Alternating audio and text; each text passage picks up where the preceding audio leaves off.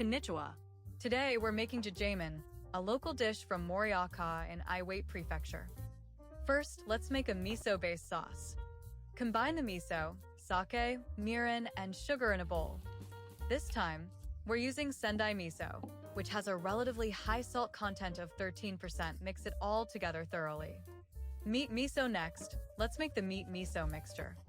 Heat up the sesame oil in a frying pan, then add the grated ginger and garlic and saute.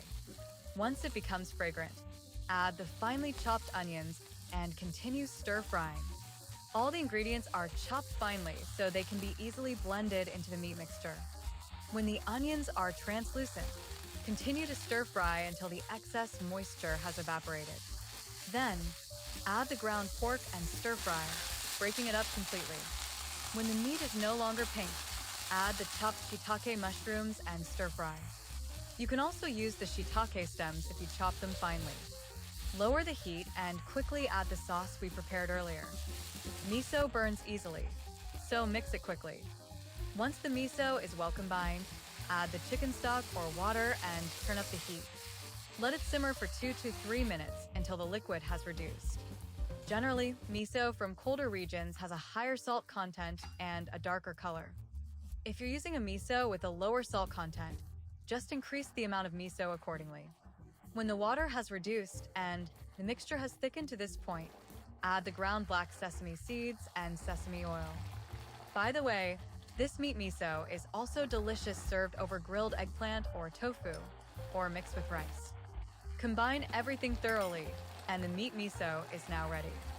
Let it cool down, and then transfer it to a container. Morioka Jajamen now. Let's make Morioka Jajamen. Put the frozen udon noodles into a pot of boiling water. While traditionally Jajamen uses flat noodles like kishimen, we're using regular frozen udon noodles since they're more readily available. When the noodles have separated and are heated through, put them into a mesh strainer. Make sure to remove any excess water. Then, place the udon on a plate and spread them out. Alternatively, you can try making it with cold udon noodles. When boiled udon noodles are cooled down in ice water, they become firm and chewy, which is a delicious texture. Arrange some shredded cucumber on top of the noodles. Add the finely chopped long green onion and place the meat miso mixture in the center. Top with grated ginger and beni shoga, which is pickled ginger.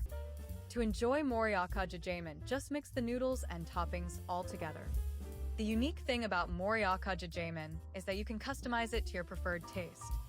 You can add more meat miso, spring onions, salt, pepper, Sichuan chili oil, and other ingredients.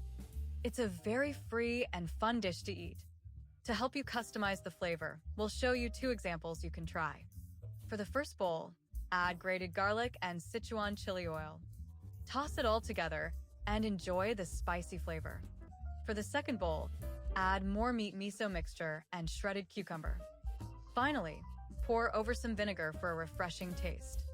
At Jajamen specialty shops, it's popular to make an egg soup by whisking an egg with the leftover noodles in the bowl and pouring hot water from the udon pot over it. The rich and savory flavor of the meat miso mixture is so delicious when mixed with the udon noodles. The meat miso can be stored in the refrigerator for about a week or frozen for later use. Good luck in the kitchen!